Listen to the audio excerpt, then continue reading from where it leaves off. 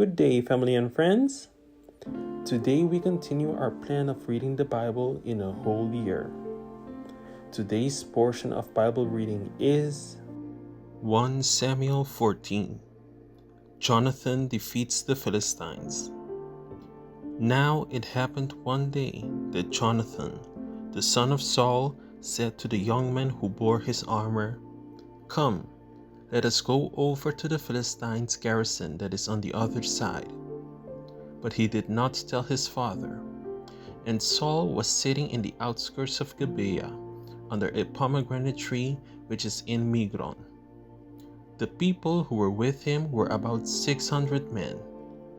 Ahijah, the son of Ahitub, Ichabod's brother, the son of Phinehas, the son of Eli, the Lord's priest in Shiloh, was wearing an ephod. But the people did not know that Jonathan had gone. Between the passes by which Jonathan sought to go over to the Philistines' garrison, there was a sharp rock on one side and a sharp rock on the other side. And the name of one was Bozez, and the name of the other Seneh. The front of one faced northward opposite Michmah, and the other southward opposite Gibeah. Then Jonathan said to the young man who bore his armor, "Come, let us go over to the garrison of these uncircumcised. It may be that the Lord will work for us. For nothing restrains the Lord from saving by many or by few." So his armor-bearer said to him, "Do all that is in your heart. Go then. Here I am with you according to your heart." Then Jonathan said, "Very well, let us cross over to these men, and we will show ourselves to them. If they say thus to us, 'Wait until we come to you,' then we will stand still in our place and not go up to them. But if they say thus, 'Come up to us,' then we will go up, for the Lord has delivered them into our hand, and this will be a sign to us." So both of them showed themselves to the garrison of the Philistines. And the Philistines said, "Look, the Hebrews are coming out of the holes where they have hidden."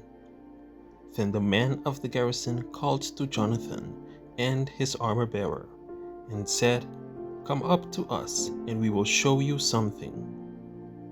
Jonathan said to his armor-bearer, "Come up after me, for the Lord has delivered them into the hand of Israel." And Jonathan climbed up on his hands and knees with his armor-bearer after him, and they fell before Jonathan. And as he came after him, his armor-bearer killed them. That first slaughter which Jonathan and his armor-bearer made was about 20 men within about half an acre of land. And there was trembling in the camp, in the field, and among all the people. The garrison and the raiders also trembled, and the earth quaked, so that it was a very great trembling. Now the watchmen of Saul in Gibeah of Benjamin looked, and there was the multitude melting away, and they went here and there. Then Saul said to the people who were with him, "Now call the roll and see who has gone from us." And when they had called the roll, surprisingly, Jonathan and his armor-bearer were not there. And Saul said to Ahijah, "Bring the ark of God here." Now it happened, while Saul talked to the priest, that the noise which was in the camp of the Philistines continued to increase. So Saul said to the priest, "Withdraw your hand." Then Saul and all the people who were with him assembled, and they went to the battle.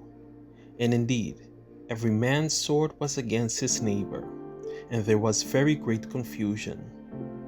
Moreover, the Hebrews who were with the Philistines before that time, who went up with them into the camp from the surrounding country, they also joined the Israelites who were with Saul and Jonathan.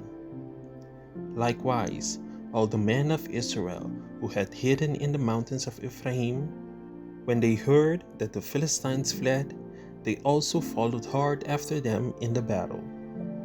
So the Lord saved Israel that day, and the battle shifted to Beth Aven. Saul's rash oath. And the men of Israel were distressed that day, for Saul had placed the people under oath, saying, "Cursed is the man who eats any food until evening, before I have taken vengeance on my enemies." So none of the people tasted food. Now all the people of the land came to a forest, and there was honey on the ground. And when the people had come into the woods, there was the honey, dripping, but no one put his hand to his mouth, for the people feared the oath. But Jonathan had not heard his father charge the people with the oath. Therefore he stretched out the end of the rod that was in his hand and dipped it in a honeycomb, and put his hand to his mouth, and his countenance brightened. Then one of the people said, "Your father strictly charged the people with an oath, saying, 'Cursed is the man who eats food this day.' And the people were faint. But Jonathan said, 'My father has troubled the land. Look now, how my countenance has brightened because I tasted a little of this honey. How much better if the people had eaten freely today of the spoil of their enemies, which they found. For now, would there not have been a much greater slaughter among the Philistines?' Now they had driven back the Philistines that day from Michmah to Aijalon. So the people were very faint. And the people rushed on the spoil, and took sheep, oxen, and calves, and slaughtered them on the ground, and the people ate them, with the blood. Then they told Saul, saying, 'Look, the people are sinning against the Lord by eating with the blood.' So he said, 'You have dealt treacherously. Roll a large stone to me this day.' Then Saul said, 'Disperse yourselves among the people, and say to them, Bring me here every man's ox and every man's sheep. Slaughter them here, and eat, and do not sin against the Lord by eating with the blood.' So every one of the people brought his ox with him that night, and slaughtered it there. Then Saul built an altar to the Lord. This was the first altar that he built to the Lord. Now Saul said, 'Let us go down after the Philistines by night, and plunder them until the morning light, and let us not leave a man of them.' And they said, 'Do whatever seems good to you.' Then the priest said, 'Let us draw near to God here.' So Saul asked counsel of God, 'Shall I go down after the Philistines? Will you deliver them into the hand of Israel?' But he did not answer him that day. And Saul said, 'Come over here, all you chiefs of the people, and know and see what this sin was today. For as the Lord lives, who saves Israel, though it be in Jonathan my son, he shall surely die.' But not a man among all the people answered him. Then he said to all Israel, 'You be on one side, and my son Jonathan and I will be on the other side.' And the people said to Saul, 'Do what seems good to you.' Therefore Saul said to the Lord God of Israel, 'Give a perfect lot.' So Saul and Jonathan were taken, but the people escaped. And Saul said, 'Cast lots between my son Jonathan and me.' So Jonathan was taken. Then Saul said to Jonathan, 'Tell me, what have you done?' And Jonathan told him and said, 'I only tasted a little honey with the end of the rod that was in my hand, so now I must die.' Saul answered, 'God do so, and more also, for you shall surely die, Jonathan.' But the people said to Saul, 'Shall Jonathan die, who has accomplished this great deliverance in Israel? Certainly not. As the Lord lives, not one hair of his head shall fall to the ground, for he has worked with God this day." So the people rescued Jonathan, and he did not die. Then Saul returned from pursuing the Philistines, and the Philistines went to their own place. Saul's continuing wars. So Saul established his sovereignty over Israel, and fought against all his enemies on every side, against Moab, against the people of Ammon, against Edom, against the kings of Zohar, and against the Philistines. Wherever he turned, he harassed them. And he gathered an army and attacked the Amalekites, and delivered Israel from the hands of those who plundered them. The sons of Saul were Jonathan, Shisui, and Malchishua.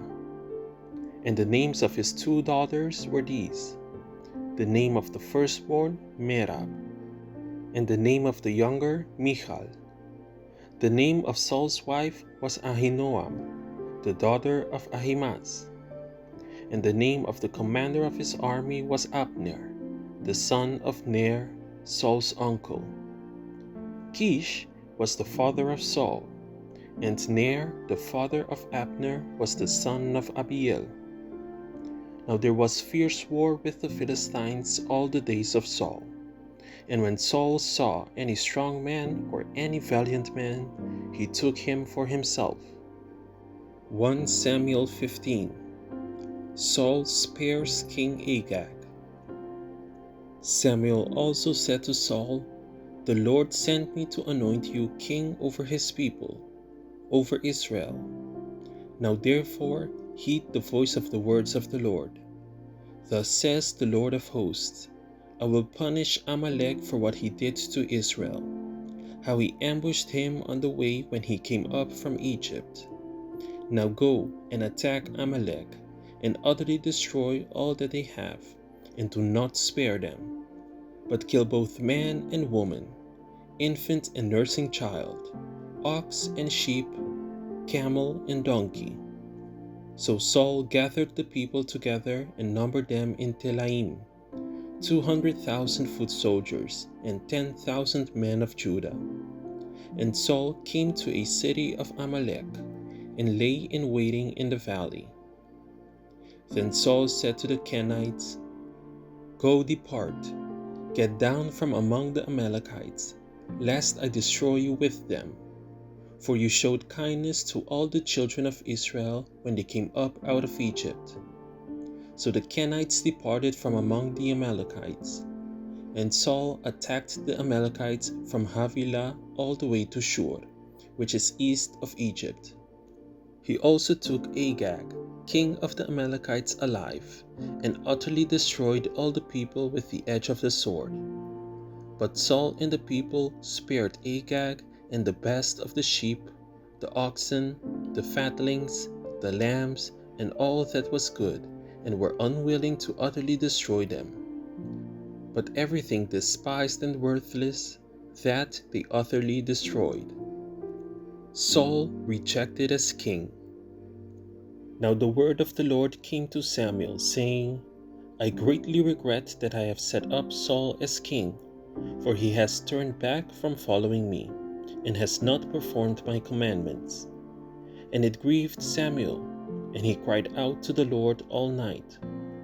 So when Samuel rose early in the morning to meet Saul, it was told Samuel, saying, "Saul went to Carmel, and indeed he set up a monument for himself, and he has gone on around, passed by, and gone down to Gilgal."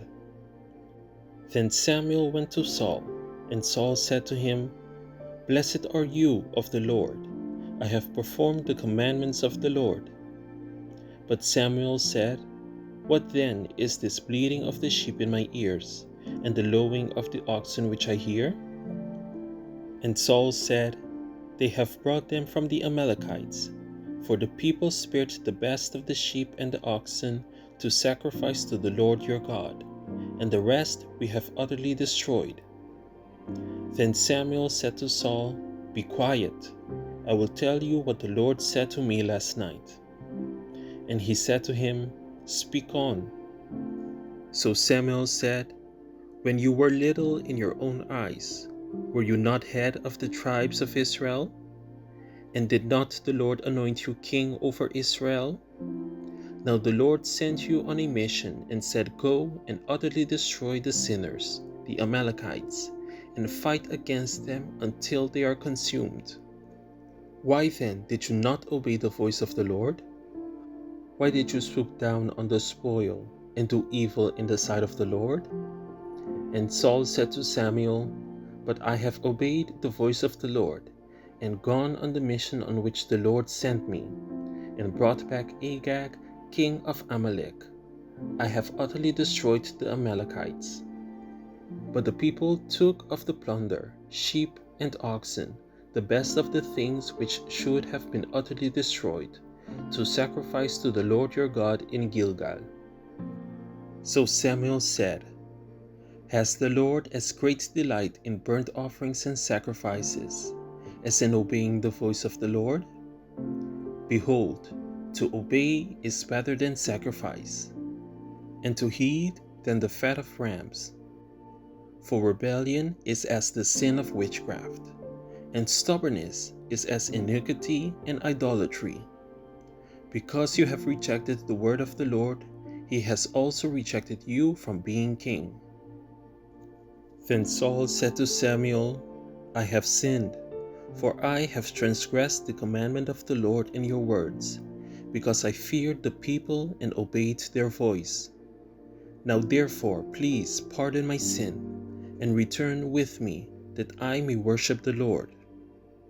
But Samuel said to Saul, "I will not return with you, for you have rejected the word of the Lord, and the Lord has rejected you from being king over Israel." And as Samuel turned around to go away, Saul seized the edge of his robe, and it tore. So Samuel said to him, "The Lord has torn the kingdom of Israel from you today, and has given it to a neighbor of yours, who is better than you. And also the strength of Israel will not lie nor relent, for he is not a man that he should relent." Then he said, "I have sinned, yet honor me now, please, before the elders of my people and before Israel, and return with me, that I may worship the Lord your God." So Samuel turned back after Saul, and Saul worshipped the Lord. Then Samuel said, "Bring Agag, king of the Amalekites, here to me." So Agag came to him cautiously. And Agag said, "Surely the bitterness of death is past." But Samuel said, "As your sword has made women childless, so shall your mother be childless among women." And Samuel hacked Agag in pieces before the Lord in Gilgal. Then Samuel went to Ramah, and Saul went up to his house at Gibeah of Saul. And Samuel went no more to see Saul until the day of his death. Nevertheless, Samuel mourned for Saul, and the Lord regretted that he had made Saul king over Israel. 1 Samuel 16. David anointed king. Now the Lord said to Samuel, "How long will you mourn for Saul, seeing I have rejected him from reigning over Israel? Fill your horn with oil and go. I am sending you to Jesse the Bethlehemite, for I have provided myself a king among his sons." And Samuel said, "How can I go? If Saul hears it, he will kill me." But the Lord said, "Take a heifer with you and say, 'I have come to sacrifice to the Lord.' Then invite Jesse to the sacrifice, and I will show you what you shall do. You shall anoint for me the one I name to you." So Samuel did what the Lord said and went to Bethlehem. And the elders of the town trembled at his coming and said, "Do you come peaceably?" And he said, "Peaceably, I have come to sacrifice to the Lord. Sanctify yourselves and come with me to the sacrifice." Then he consecrated Jesse and his sons and invited them to the sacrifice. So it was, when they came, that he looked at Eliab and said, "Surely the Lord's anointed is before him." But the Lord said to Samuel, "Do not look at his appearance or at his physical stature, because I have refused him. For the Lord does not see as man sees. For man looks at the outward appearance, but the Lord looks at the heart." So Jesse called Amminadab and made him pass before Samuel. And he said, "Neither has the Lord chosen this one." Then Jesse made Shammah pass by, and he said, "Neither has the Lord chosen this one." Thus Jesse made 7 of his sons pass before Samuel. And Samuel said to Jesse, "The Lord has not chosen these." And Samuel said to Jesse, "Are all the young men here?"